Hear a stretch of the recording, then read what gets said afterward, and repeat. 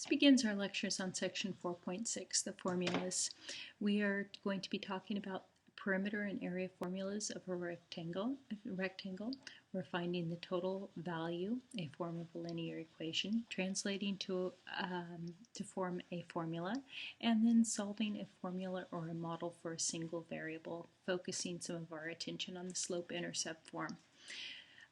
For our first set of examples here, we're going to be doing formulas. The area of a rectangular region we've already seen. Area is equal to length times width, where the length is equal to L and the width is equal to W. The perimeter of a rectangle, which is 2 times the length plus 2 times the width. We are also going to be seeing the conversion formulas for degrees Fahrenheit and degrees Celsius from one form of units to the other. And then the perimeter of a triangle is another formula that we'll be seeing, and we have already seen that one as well, I believe. The sides of the triangle add up in order to find the perimeter. We must remember that the perimeter of any geometric figure is the sum of its sides.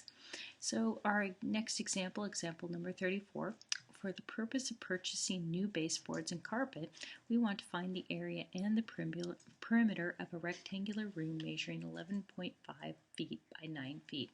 So I'm going to go over here, and for this example, we're going to go ahead and we're going to draw out what we have given to us. So here we have a rectangle, and that rectangle is a length of 11.5 feet, and our width is a width of 9 feet. And now from there, we're going to find both the area, which is length times the width, and the perimeter, which is the twice the length plus twice the width.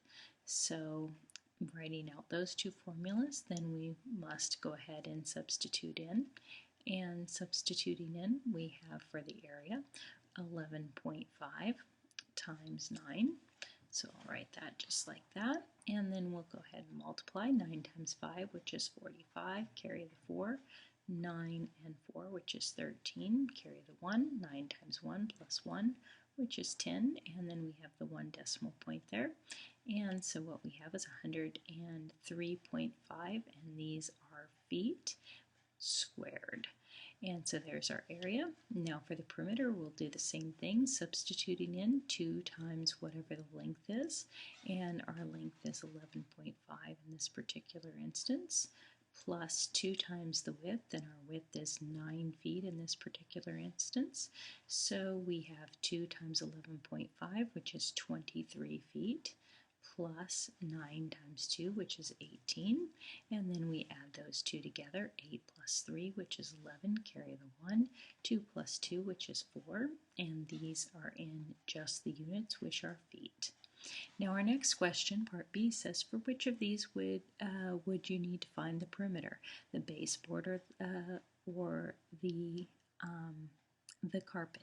Well, in order to find the perimeter, we would be looking at the baseboards. So this second one here, this perimeter, this is what we'd need to be using to find the baseboard length.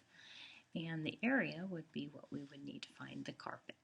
So our example next goes on to an example in Lehman's book, and we will be doing exercises number 3 and exercise number 36 in order to do those. So I'm just going to go ahead and break here, and we'll continue on in our next lecture for those.